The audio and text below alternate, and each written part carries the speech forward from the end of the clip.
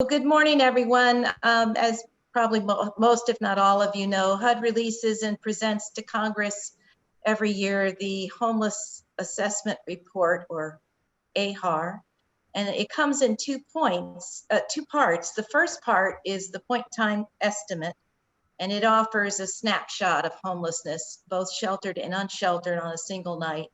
And that one night count generally falls on one of the last days of January every year. I'll put that report put that link to the report in the chat in a few minutes. But the one that just was released in January of this year, which reflects the 2020 count, not the 2021 count, there were said to be 798 veterans estimated to be homeless in the state of North Carolina. Now, when you look at comparing that between 2020 and going back to 2019, North Carolina is actually one of the top 3 states in the nation that saw a decrease in the number of homeless veterans, and in both raw numbers and in percentages. So that's something. Now, since then, we've had an historic, unique period in which it's anyone's guess, but it's probably not going to look good. That would be my guess. So I wanted to, those of you not familiar, Operation Home Task Force operates as a committee of the governor's working group to address and end veterans homelessness in North Carolina. We meet monthly to support the work being done in many of your communities across the state toward that end by securing resources to address specific challenges. At our April meeting, we met with a representative group of the coordinated entry leads from a handful of COCs, SSVF, coordinated entry specialist, and VAMC CE specialist and SSVF contractors. We found in that meeting that there was a need to reintroduce some resources that some were not aware of. And so today, with a little help from Lieutenant General Walter Gaskin, serving as the Secretary of North Carolina Department of Military and Veterans Affairs, we have, I think for the first time, invited all 35 stakeholders comprising the COCs, the Balanced Estate Regional Leads, the grantees of the Supportive Services for Veteran Families, and the VAMCCE specialist to this meeting to hear about those resources. And I'll now turn it over to Lee. Okay, so the first 2 people that are going to be talking are from the Veterans Life Center in Butner, and that would be John Turner and Martin Woodard. And they did not introduce themselves, but I saw their faces, and they were together in a room with their masks on.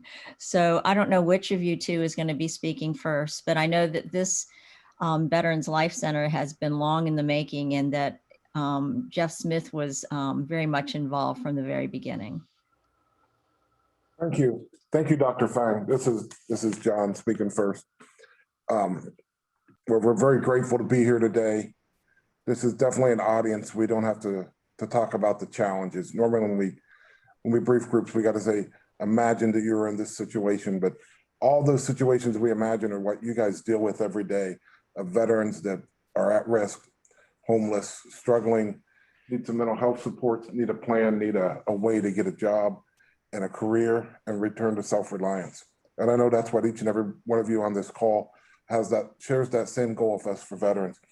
We've come up with a unique model on how we believe it is the best way to help veterans get to that. And I'm very fortunate that Martin Woodard has joined our team as our program director. He has a number of years of experience across mental health and behavioral health and job placement and mentorship. So we are very fortunate to have Martin, and I'm going to turn that over, and Martin's going to explain the Veterans Life Center program to you. Yep. Next slide, please. This is a drone view of our facility. And as you can see, we have a variety of different things that are offered. When you look at the aerial view, you'll notice that we have a van service, which we will talk about. When we were constructing the campus, what we wanted to do was to look at Of course, what are the barriers to success that the veterans have, that programs have? And so there's various barriers that we'll talk about when we went into building this facility that we addressed. We are a 100-bed residential facility that is located in Butner, North Carolina. It serves both male and female veterans, 21st century veterans. And some might ask, why are you only serving 21st century veterans? One big thing that stands out is that with our program, we strive not to overpromise and underdeliver. We wanted to be specific about who we would serve because of the fact when we focus on, once again, careers, and to say we could serve, for example, a veteran who served in Vietnam would be unrealistic, because if we focus on careers, having a veteran that is in their 70s to come to our program, to go through the program and then seek a career would be unrealistic. We all know that age discrimination is very real. We may not want to talk about it, but we know it is a true reality within the workplace. Next slide, please. So when we built the facility, what we wanted to do was to be very clear that what we have is a streamlined process for individuals to enter our facility. So as a result of that, what we have was that we sat at the table with a group of individuals who worked in the VA, as well as individuals who worked in the community delivering services. And on our website, for example, there is a pre-screening form that is very streamlined and easy to complete that has a variety of check boxes that once you fill it out, it automatically goes to I get an email that will say, hey, you've got someone that's interested in coming to our program. I check it multiple times during the day and usually follow up with a phone call directly to the person that submitted it. And usually within that same day, I am able to have a conversation, not only with the person who made the referral, but hopefully also with the individual that is considering our facility. And the reason why we do that is we want to have a streamlined process where there's not a lot of hurdles that the individual has to jump through in order to have a decision to come to our program. And so once again, when a person comes to our program, everything is individualized. And I say that because of the fact, because we focus on careers, we do not focus on jobs. And not to knock any program that does, but what we found is that if we focus just on jobs in today's economy and how expensive it is to live, a lot of times a job really is nothing more than an acronym for just over broke. But when we focus on careers, what we find is that there is an opportunity for an individual to have more financial wherewithal. But then the other side of that, what we also do within our program is that we address other barriers to success. Next slide, please.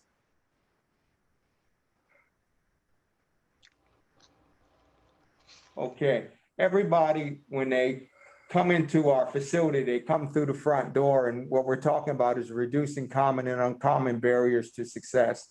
We don't just focus on careers. What we also focus on in terms of the services that are provided would be, we address issues such, we do a lot of coordinated care.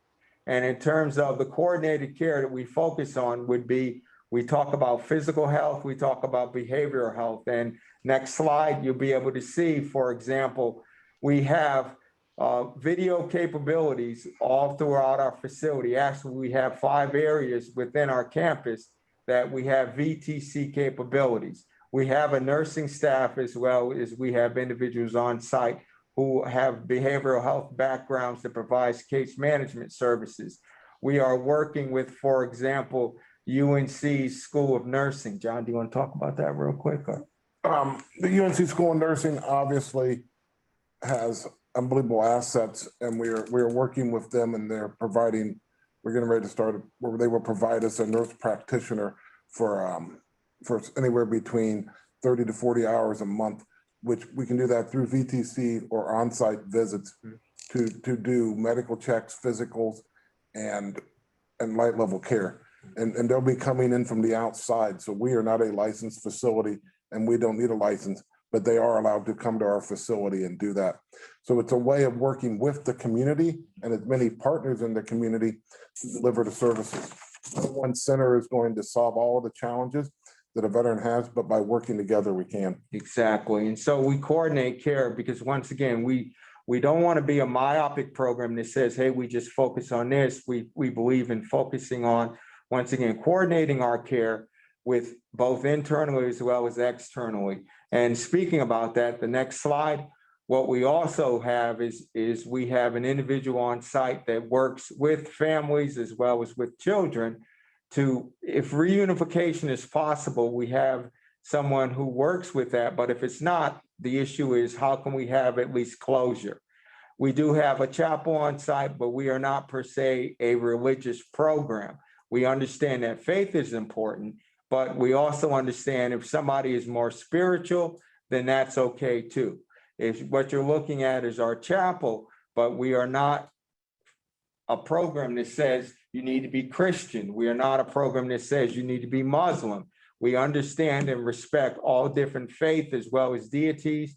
We do have, for example, the Quran, we do have the Bible, but we also have prayer cloths, and we also have many other different books that are there representing many other faiths. So it's one of those things where if a person is religious, we have the chapel, but at the same time, to your right, you're looking at the wellness garden, which is something that we believe wellness is also very important within our program.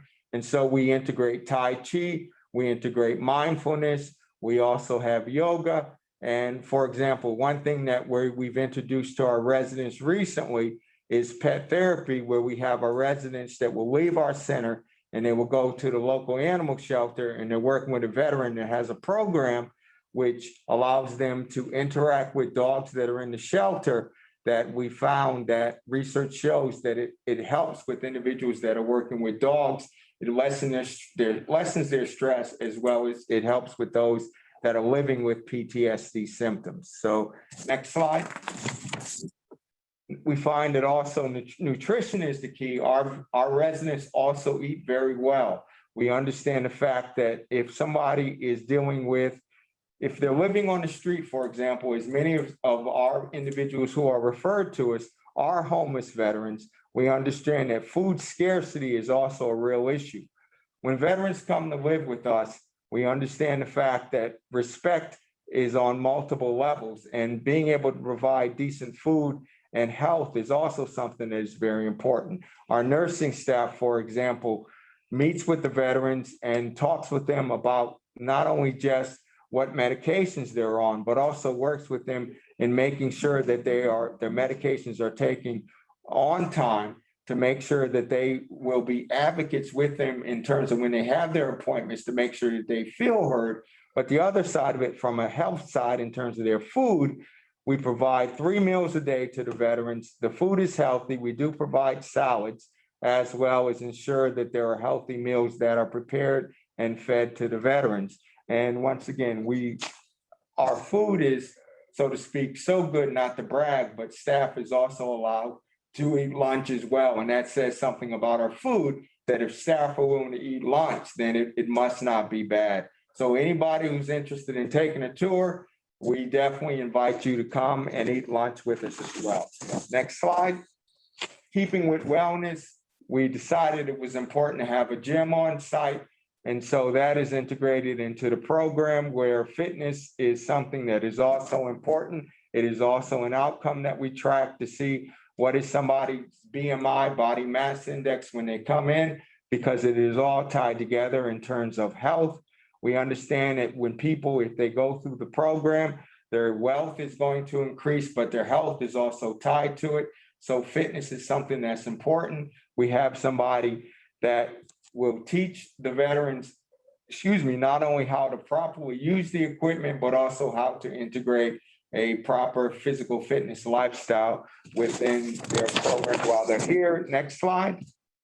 This is a typical, actually, this is how all the rooms look for right now due to COVID. Everyone has a single room. They're able to reorganize the room as they want to. Everybody has the ability to control the heat and the air in their room. And once again, secure rooms. the mattresses, this is before pre-COVID, we decided it was important to have mattresses that were therapeutically, or how can I say this, that they were therapeutically good from the standpoint that for the back, they were, what's the word I'm looking for? That they were supportive of the back, that you could wipe them down and they would not hold germs. They would not hold water, because in a residential setting, most residential settings have the gray cloth mattresses where what you do before you get a new resident, you hurry up and flip it so they don't see the dip as well as the stains. By having this type of mattress, you pay a little bit more, but they are more health. They are more Ergonomically. yeah, they're ergonomically, they're more healthy for the residents, as well as they are more sanitary for the residents, and it works out well. There also is a peephole that's in every door that's steel, and so safety is important. We also have on-site security 24/7. No, they don't have guns, pepper spray, or tasers. They wear polo shirts and khakis. They are integrated with the staff. They blend well with the residents. And we do that because we want people to feel safe. It is, once again, part of our culture, because we have residents that are living not only with PTSD, but also military sexual trauma. And so this just creates an atmosphere where people feel safe. Next slide, please. In terms of educational advancement, we have individuals when they come in. I mentioned the individualized veterans reintegration plan. We have individuals, everyone is assigned a case manager. They self-select whom they want to become. And what that is about is that if they, right now, what's hot, as we know, we're living in the realm of technology. We're living in the realm of knowledge-based skills. Not everybody needs to go to a 4-year college program to be successful. And so a lot of apprenticeship programs are really hot right now. But at the same time, if a person decides, I don't want to be a plumber, which there's a lot of money in the trade industry, if they decide they want to be a nurse, which we have individuals that are pursuing that, it's their choice, they can do that. But once again, it is a situation where right now, a lot of people are going virtual. We're set up for that. If they need to be driven to class, we have vans that can make that happen. Next slide, please.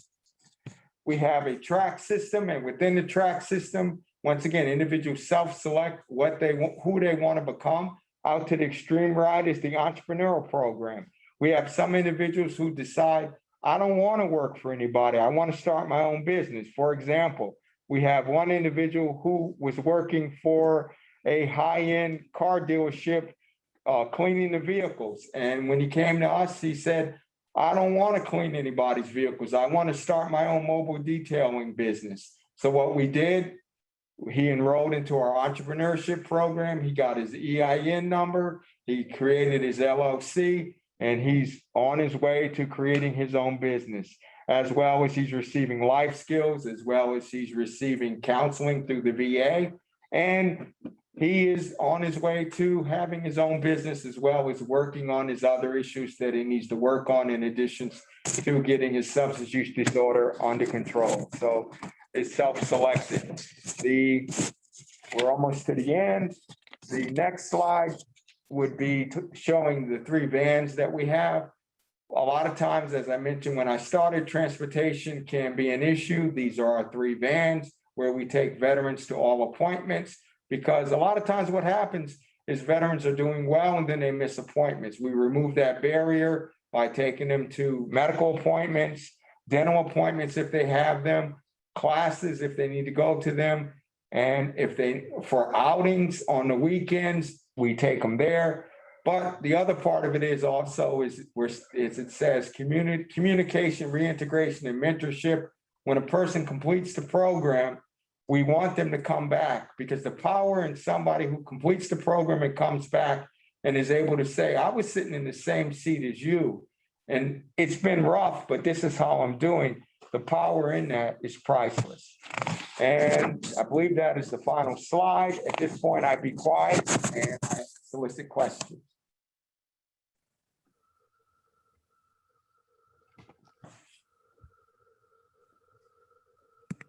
I don't see any questions in the chat. Does anyone have a question of John or Martin?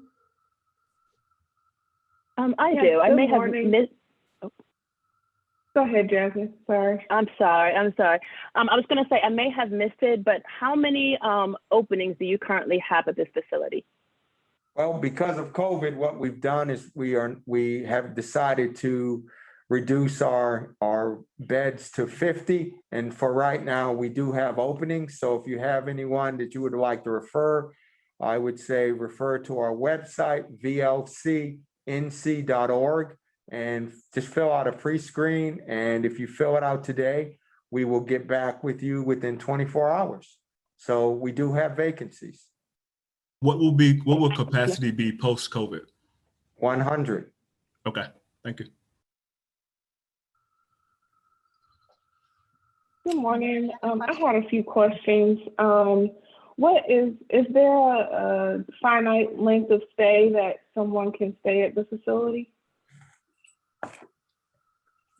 Well, we don't have a funding source that says how long we can stay. A resident will stay in our facility as long as they're making progress and following the rules of the center.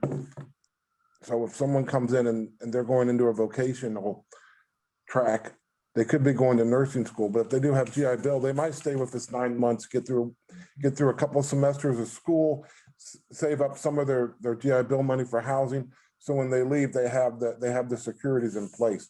We don't really call it discharging, but our goal is for them to graduate. And in graduating, they're going to have what would look like a discharge plan. Where are they going to go? Do they have the lease? Do they have the down payment for their lease on an apartment? Do they have the money for the deposits to get the water, electricity turned on? Are they going to have internet because by going to school? And we will also follow up with them. So just because they leave the facility doesn't mean we still won't check in on them once a week or once every 2 weeks.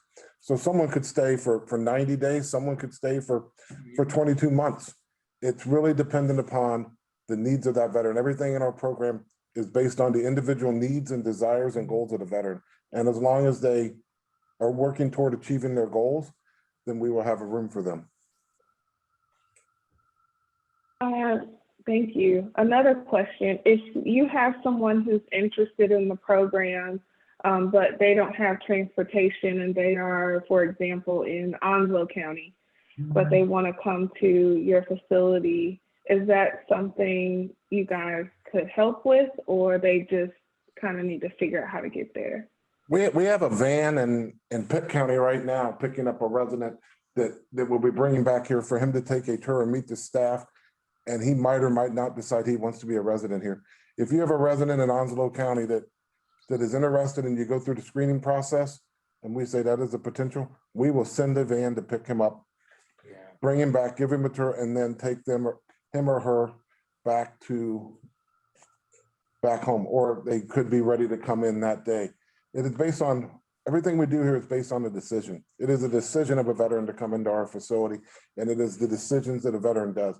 Because once they leave our care, it's going to be their ability to make proper decisions is how they're going to stay on the path to success upon graduation. Yeah. One thing that we will like to do is we like for the veteran, we'll talk to them on the phone as part of the pre-screen. If they make it through the pre-screen, what we tell them is, come check us out, because we want to make sure this is a decision that you want to make, but the other side, we as a staff, we want to check them out. And then after that happens, then a decision is made, because we pride ourselves on not being that overpromise and underdeliver program, because we don't get paid on how many veterans we house. And so we don't like to, and we don't play that game of, hey, it's a great place, come on in. And then once they come in, it's like, well, we lied to you, but now that you're here, no, we're a voluntary program. If an individual comes in and they decide, this isn't for me, we will provide them transportation to go wherever they want to go within reason. I mean, if they say, I want to go to New York, well, we're not going to do that. But at the same time, with the pre-screen, what we have had happen, if somebody comes in and we have the conversation and we find out, for example, there's an untreated substance use disorder or other behavioral health issue that's beyond our scope, then it's like, well, you know what? Here's what we need you to do. Like we had that happen yesterday. So what we agreed was we would pick the individual up today And we did, and the individual right now is down the street at the ADAC program. And once the individual completes, the agreement was, we'll have another conversation. We'll talk about what we need from you. And if you're willing to meet those recommendations, then we'll bring you in. And the reason why we did that was because we found out when we picked the person up yesterday, they were intoxicated, they were high. And we can't really have a legal conversation with somebody who's high. So the person, they met their end in terms of the fact they allowed us to pick them up today and take them to treatment, and they were admitted to inpatient treatment. So we meet people where they are, but at the same time, if it's not a good fit, if they feel it's not, and we have that happen, or if we feel it's not, we're not going to play that game of the old bait and switch. Also, Nicole, Awesome. on that transportation, because we do take male and female residents. If it is a female resident, we will come pick them up. We will make sure that we have a female staff member In the van. for their comfort and security. We realize that a lot of female veterans, MST and some negative experiences. So we will have a female staff member in the van for their comfort and security on that transportation. That's wonderful. Last question. Are there any factors that would make someone baseline ineligible? Speaking of safety, would it be someone who's required to register as a sex offender? Is that population excluded, or any other kind of like someone who has a current or pending court case and, you know, they might be sentenced, those things? Yes, we're built on state property, so we're on the John Umstead campus in Butner, North Carolina. And part of our lease from the state for the land, because of other programs that they have within our vicinity, we cannot have anyone that is a sex offender and on the sex offender list cannot come into our program. So also if they are pending charges for that situation, they cannot. But we do have other residents that have DUI, possession, minor drug charges. We do have them, and we also use our vans to transport them to and from their court dates if needed. Yeah, we do our best to work with individuals. It all depends on the charge. It's like, for example, we've had, like recently, we had an individual that was he had an ankle monitor. And so with that, we couldn't work with that. But how I work with the individual was I said, okay, when can you get off of that? What do you need to do? And he said, I need to pay the fine. And it's like, okay, here's what we'll do. We'll hold the bed, you pay the fine, and we'll work with that. And he did it. And so it's like, okay, you do that and we'll admit you. And so a lot of times what happens is if people are willing to do the legwork they need to do, we will work with them. Or there are some cases that will be pending, and it's like, okay, that's not going to prevent us from admitting you. And then we work it. But there are some charges that are just too big. Like, for example, there's one veteran that we have that he's pending a murder charge. We can't admit that person because it's going to be so labor intensive for him to go to court, but also the liability that we would take on admitting someone with that murder charge should something happen under our care, that it just would raise too many red flags. Plus, it would put the other veterans potentially in harm's way. So we have to be honest with the veteran, but also with ourselves, because it's really unrealistic to say, oh, we can serve and treat everybody. We're not going to play that game with veterans or ourselves just to look good. I'm going to jump in here because we do have another Okay. set of guests. This has been great. Obviously, it's hard to stop. So what I would suggest, and I'll get us started, is use the chat for any remaining questions. And if you guys can take a look at that as we go and answer in real time through the chat box. Sure. I had a couple other questions that, and I'll tell you what they are, and you can go ahead and answer them in the chat. You can probably Great. answer this one. Over the course of a normal year, what is your vacancy rate? And because you are taking folks from all parts of the state, we'd all be interested to know, because that is the crux of it, is how do you communicate this resource to the coordinated entry leads, both inside the VAMCs, but especially with the continuums of care. But I'll let you put that in the chat because that's a long answer too, I would imagine. Okay. Thank you so much. I'm going to turn it back Thank to you. Yeah, Okay. thank you so much, Martin and John. So Thank our you. next two speakers have to do with NC Serves, and this is a referral.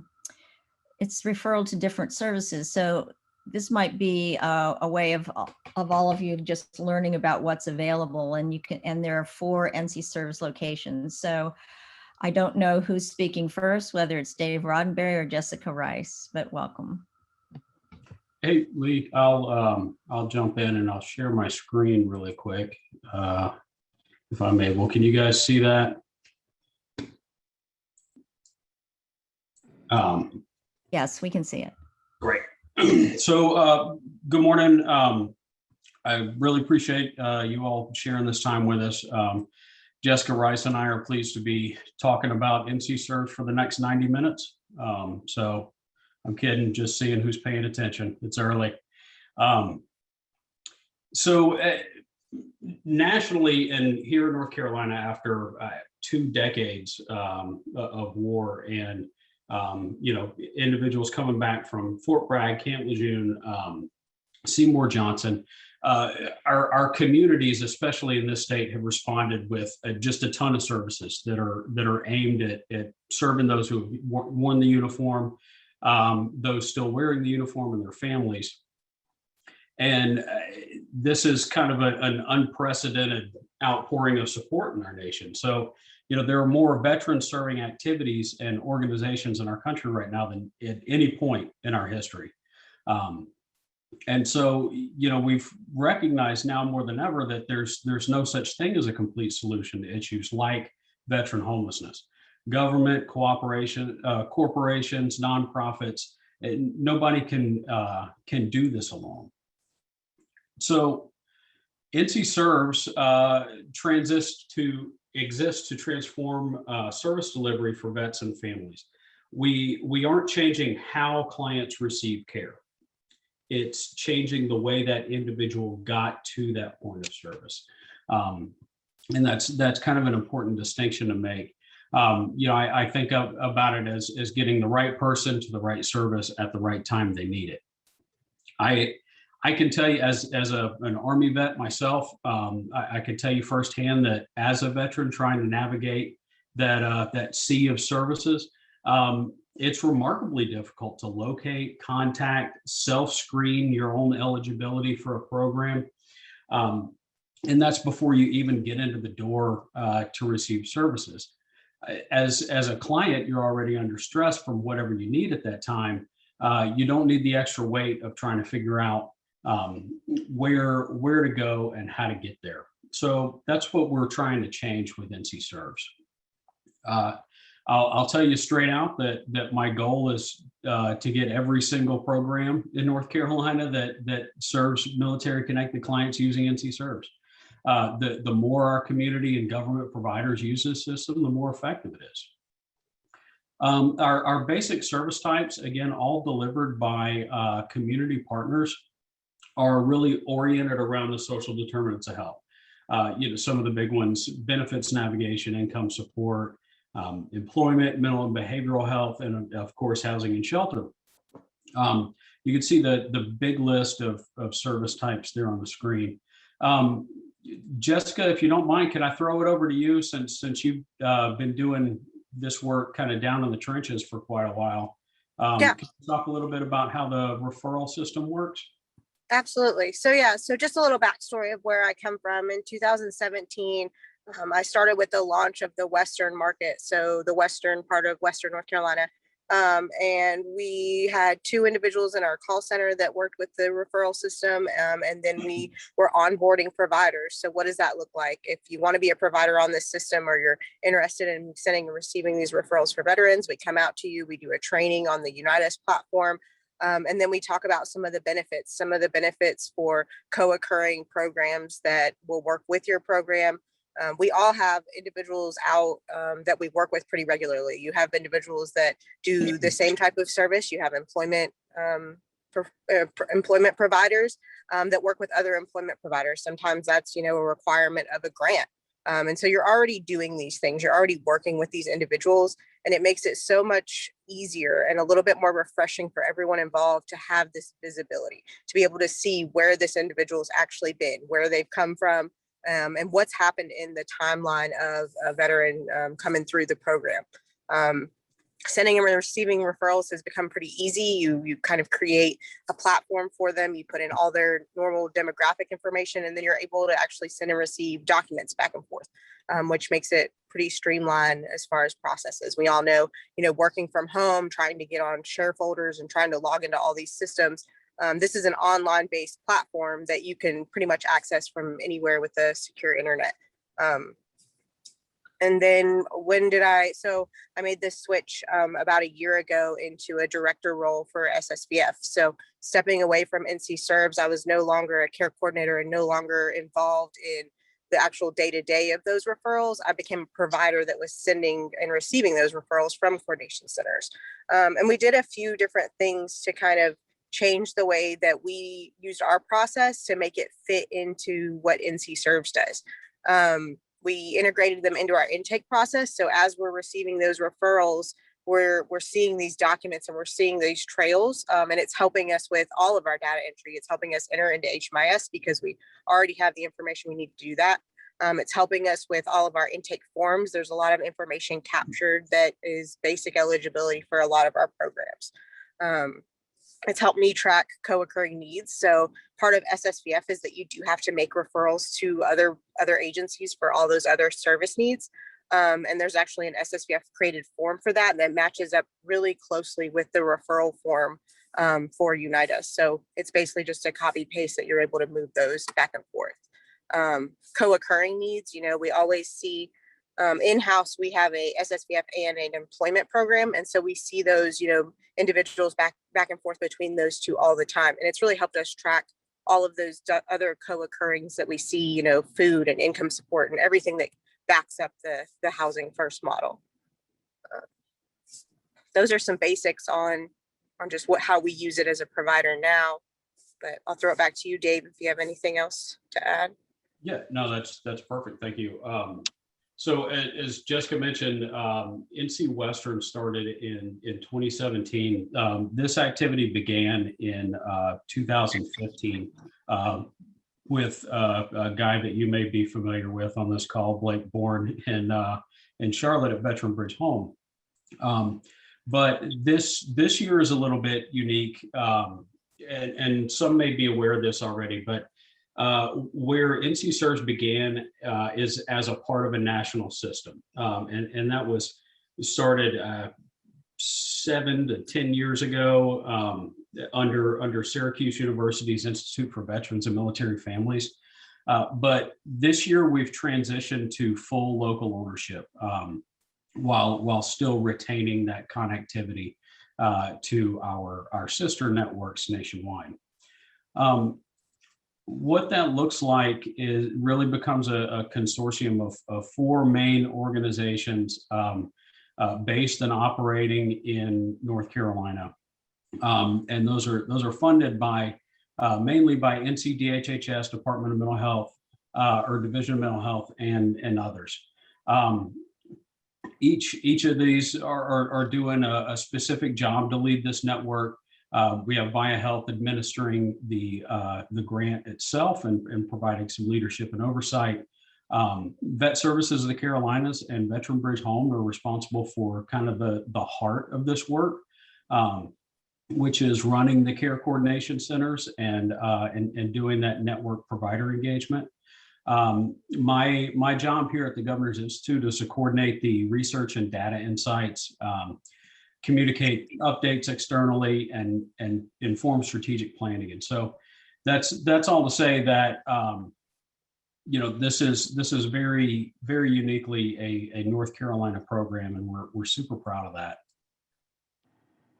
Quick look at outcomes since 2015, that launch in Charlotte. We've served about 18,000 unique individuals. They've requested 46,000 services.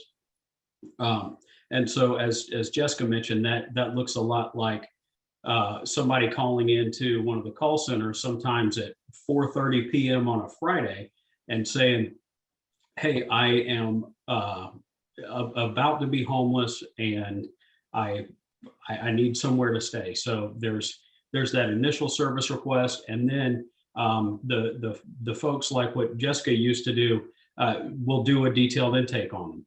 You know, do a full needs assessment. Okay, well, where are you? What else do you need? That kind of thing, and then be able to connect that individual to one of the 406 unique provider organizations or service programs that are in the network. So like John and Martin mentioned, you know, I don't need to argue the connection between whole person health and homelessness or housing insecurity to this group of all. And it just stands to reason that by the time we see a veteran living on the streets, there have already been a host of upstream issues that got us there. And so that's why it's so important to pay special attention and look out for those co-occurring needs and service requests. In the NC Serves data, housing and shelter is far away the most requested service type. And nearly every time one of our care coordinators asks, they find that there's a litany of co-occurring needs that go with housing and shelter. All right, employment, income support, food assistance, benefits navigation is another big one. A veteran may be unaware that they could be receiving support through the VA or through other programs. So Jessica, you know, again, having done a lot of this work, do you want to expand on that?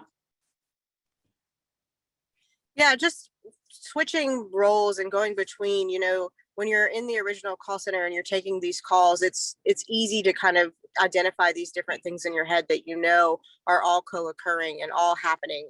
But when you switch it and you actually provide one of those services, you go and you actually provide the housing through the housing first model. It helps us to track, you know, what are the top needs that we see, and then we can go out into the community and search for those resources. We can say, we're a housing provider. This is the number one thing we provide, but we also see that food assistance is so important. And then you find, you know, all of these churches and all of these food pantries that offer that thing. But then say you go in and you say, transportation is also something that we're always looking for. SSVF can provide, you know, limited transportation, but there may be some gaps that are missing there. And so you go out in the community and you look for these transportation needs and you don't find it. So what happens then? So we talk about, you send a referral for transportation and it goes unanswered, which is terrible and we hate it, but we're tracking that. So when you're able to track those and, you know, everyone says, oh, transportation's a need, but how do you prove that transportation is a need? It could be a need for this individual, but it's not a need for 100 other individuals. So as we're tracking even the needs that go unmet, that gives us the data and the information we need to go in the community and say, hey, local church that has a bus van that you only use on Wednesdays and Sundays, can we use this the rest of the week to take people to appointments that live in rural communities or things like that? So just as we're tracking, we're able to attract needs that are met, which is awesome and a win for the community, but then also needs that go unmet, which is just as important. Yeah, absolutely. And so Jessica, you know, again, you touched on a lot of this as being both an SSVF provider and a NC Serves Care Coordination Center. Can you kind of reiterate those ideas and best practices of how you all use NC Serves? Yeah, so just seeing both sides of it, I definitely saw the benefit of NC Serves, and I saw where we could leverage that with our SSVF program. So the communication piece, communicating with other programs and sharing data and sharing documents is huge. We all know, you know, in the world of encrypted emails, that's a disaster. Fax machines, do you have them? Do you not? Is it digital or not? Disaster zones. So for all this to live in one place, I've even had a veteran come into my office just yesterday I was sending him to a veteran service officer. I said, hey, do you have your DD 214? If not, you know, I don't mind to print a copy of you. We have it for you. We have it right here. So just communicating back and forth. We also use it. Something we just integrated the past few months is we use it with our HUD VASH program. So we have homeless outreach specialists with the VA that are able to log into this system and send those referrals. So referrals between SSVF and HUD VASH are pretty common. You know, you have when individuals move into places, HUD VASH can't pay the security deposit, but SSVF can. So they're able to send those actual packets that belong to SSVF and the VA. They're just able to send those through the system, and it creates a real line of communication between the two that intake coordinators from both programs are able to type notes, type conversations that happen, to update any contact information. I mean, how often is it that you lose contact with a homeless individual?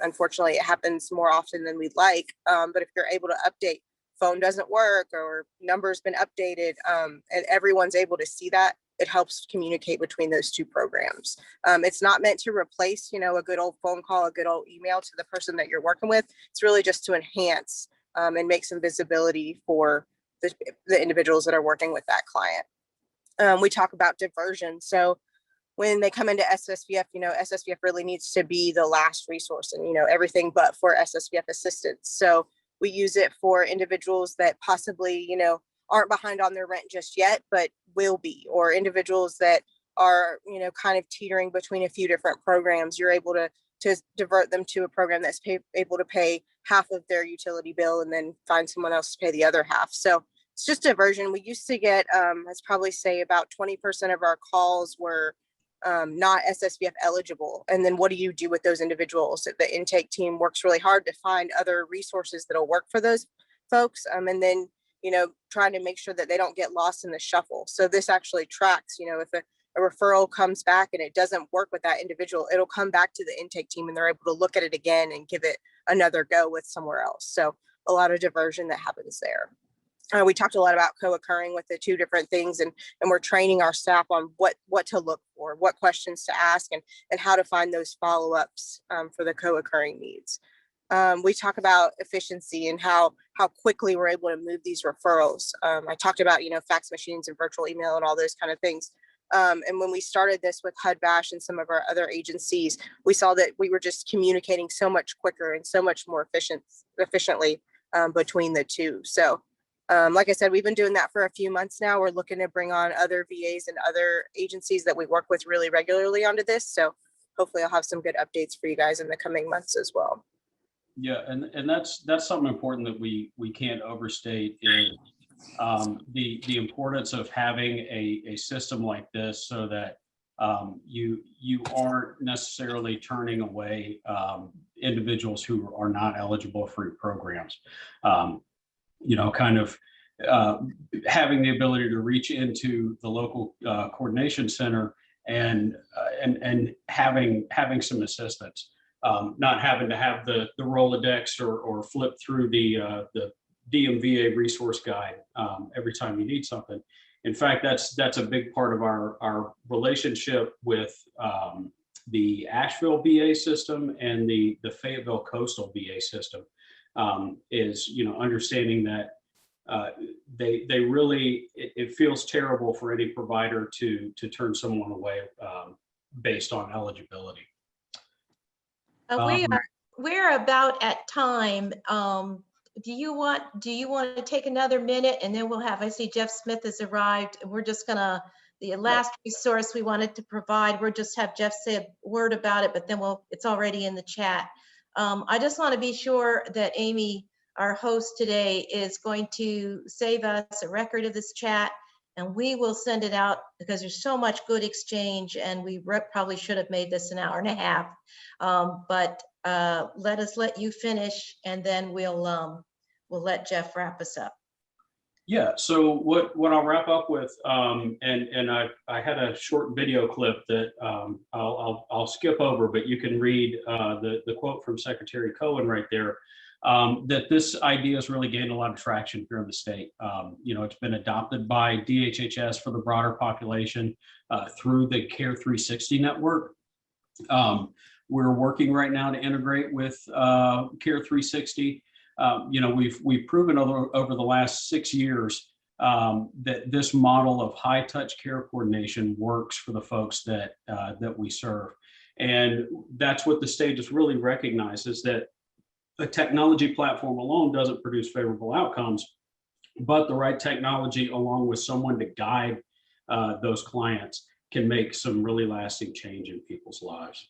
How long is your video? Just a couple, 30 seconds or so. Oh, well, we could hear from, we want to close that out with that if you're able to do it, and then. Really proud to have NC Care 360 in all 100 counties of North Carolina as of this June. This is the nation's first statewide platform that bridges healthcare and human services. And I know NC Care 360 is going to be a great new resource for veterans and for all North Carolinians. In fact, the development of NC Care 360 was pioneered through NC Serves, that care coordination networks that's used for veterans and families. And it was supported by our Division of Mental Health Services. So both NC Care 360 and NC Serves are powered by the Unite Us platform. We're currently working to merge those networks and databases together to better support the care of veterans in a coordinated model, which over the past 6 years has assisted with 16,000 U.S. veterans and family members, and with over 40,000 individual assistance needs. Sorry, Deborah, I lied. It was 57. Oh. That's okay. So yeah, that's it for me. Like you said, I'll be available on the chat and am available over email. But best thing to do if you have some questions or are curious, find the NC Serves Coordination Center nearest you. Find one that's not nearest you. They'll get you to the right place. But the important thing is if you're not a part of the network, to please reach out and participate. Thanks, David. Jeff? Thanks. Good morning, everyone. I'm terribly sorry that I wasn't able to join, and I'm excited to watch the video because I know we are recording this. I just allow me to close out with my annual, daily, monthly shill for the North Carolina Veterans Resource Guide. We've got them. You need them. Give us an email. We'll get you all the cases you need. Get these out to people. They don't help anybody in boxes in the basement of my office. They literally, this is what all of the resources that NC Serves will help you connect with are listed here from every one of our 6 federal, 12 state, 100 county, and a significant portion of the thousands of veterans nonprofits in the state of North Carolina. You know, they're great, obviously great resources. It's one of the best in the nation, if not the best in the nation. And the great thing about them are even sitting on tables, they help you to ask the question. They catch people's eye and get them looking. Give them as Christmas gifts, birthday gifts, whatever you need, but get them out of the boxes and in people's hands. Thank you very much for everyone for your time and effort today. And I really appreciate everybody's hard work and hopefully us advancing the ball once again today. Bye-bye, everyone.